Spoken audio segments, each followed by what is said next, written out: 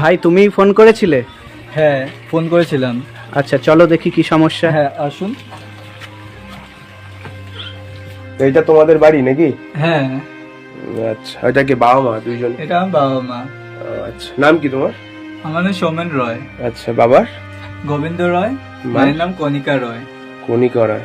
আচ্ছা বলো, আমাদের তো তুমি ফোন করেছিলে, আমরা এসে দেখলাম যে বাড়ির অবস্থা তো মোটামুটি খুবই সেরকম কোনো কিছু ভালো দেখছি না। তা বলো কি অবস্থা কিরকম? বাড়ির প্রচুর প্রবলেম। আচ্ছা। আর হচ্ছে বাড়িতে জল ওঠে, আর মা সবকিছু রান্না বান্না থেকে সব পারে, আর নিচ দিয়ে প্রচুর জল ওঠে।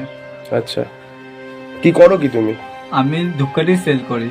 ধূপকাঠি সেল করো? হ্যাঁ। আচ্ছা, মানে কখন যাও? আমি যাই 8টার সময়, সকালে 8টার সময় যাই, হ্যাঁ। 1টার সময় ফিরি। আচ্ছা, আর কিছু করো না? আর কিছু পড়াশোনা করি। আচ্ছা, কিসে পড়ছো এখন? কলেজ। কলেজ? হ্যাঁ। আচ্ছা। তো বাড়ি ঘরের অবস্থা এরকম, তোমাদের এটা পঞ্চায়েত এলাকা বোধহয়, তাই না? হ্যাঁ। তো কেউ সাহায্য করেনি মেম্বার এখনো এসে? 15 বছর ধরে অনেক অনেক ইয়ে করেছি, কোনো কিছু সাহায্য করেনি। তো জানাওনি মেম্বারকে যে আমাদের এই অবস্থা? জানিয়েছে, বলছে দিয়াল তোলা, তাই জন্য এসব বাড়ি হবে না। আচ্ছা। 15 সাল থেকে দিয়েই যাচ্ছি, এই আজকে 25 সাল হয়ে গেল। প্রথমে বলেছিল ঠিক আছে 4 বছর ওয়েট করো, প্রথম দেওয়ার পরে বিডিও অফিস থেকে বলছে যে এখন কিছু হবে না, জয়েন্ট সাহেব আছে, বিডিও সাহেব আছে, সবার সাথে কথা বলা হয়েছে, বলে এখন কিছু হবে না। তখন নাকি বন্ধ ছিল। আচ্ছা, ছেলে যে টাকাটা ইনকাম করে ধূপকাঠি বিক্রি করে, তাতে কি আপনাদের চলছে? তাতে মাত্র 2 ডজন করে বিক্রি করো, তো সাইকেলও চালাতে পারে না। আচ্ছা, তাহলে সেই টাকা দিয়ে কি সংসার চলছে আপনাদের? এ দিয়ে আর আমরা যে মানে একটু ভাতা পাই প্রতিবন্ধী, ওই দিয়ে আর রেশনের চাল টাল দিয়ে কোন রকম ভাবে আমাদের চলে যাচ্ছে, দিনটা যাচ্ছে। ঠিক আছে, এরকম করে। আর এই যে আমার যে সামনে যে ঘরটুকু আছে, এইটা আমার মানে আমার শাশুড়ি যখন ছিল তখন উনি লোকের বাড়ি কাজ করতো, তখন এই ঘরটা করেছিল, মানে ভিট ছাড়াই, ভিট নেই কিন্তু, যে ঘরটা আমি করব। তারপর উনি বিছনায় পড়ে গেল, আর কিছু হলো না, যা যেটুকু হয়েছিল মাই করে দিয়ে গেছে, কিন্তু আমরা আর কিছু করতে পারিনি।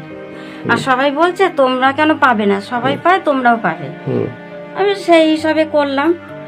মা সেই দিতে দিতে বলে কি, খবর আনতে গেলে বলে তোমাদের জন্য তো আমরা আছি, আমরা বলবো, ঠিক বলবো। মানে এলাকা থেকে এখনো পর্যন্ত কেউ সাহায্যের হাত বাড়িয়ে দেয়নি? ওই উপপ্রধান, তারপরে সদস্য সব। হ্যাঁ, তারপরে যে যখন আসলো খবর জানতে পারলাম, তখন বললো কি তোমাদেরটা ক্যান্সেল হয়ে গেছে। আমি কেন? প্রধানের সাথে আমার সাথে খুব কথা হয়েছে। আমি বলছি কেন? বলে বিডিও অফিস আবার নতুন করে দাও।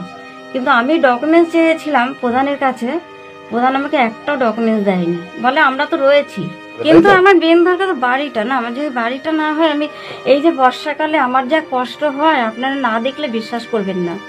আমাদের কি হয় জানেন, ওপর থেকে তো জল পড়ে, গ্যাসটা সব ডুবে যায়, নিচ থেকে জল উঠে। এখানে গেটের কাছে এসে বলতো এদের জন্য কিছু করতে হবে, এদের জন্য কিছু করতে হবে বলে বারান্দায় এসে সমস্ত কিছু অ্যাকাউন্ট ফ্যাকাউন্ট সব নিয়ে যেত। খবর আনতে গিয়ে বলে কি এখন তো এটা রাস্তার টাকা ছিল, আপনারাই বলুন রাস্তার টাকা যদি থাকবে আমার দলিল কেন নেবে? সেটাই ঠিক কি না? দলিল চেয়েছে এলাকার কে চেয়েছে? প্রধান নিয়ে গেছে, আমার বাড়িতে এসে প্রধান নিয়ে গেছে। আবার পঞ্চায়েতে গিয়ে আমরা জমা দিয়েছি অনেকবার, একবার না অনেকবার। ডকুমেন্টসটা দেয়নি বলে আমি বলতে পারছি না, কিন্তু লাস্টবার আমাকে বলেছে তুমি আবার জমা দাও, নতুন করে হচ্ছে। বিডিও অফিসে জমা দিলাম, সরকার থেকে বলেছে তোমরা পাওয়ার যোগ্য না।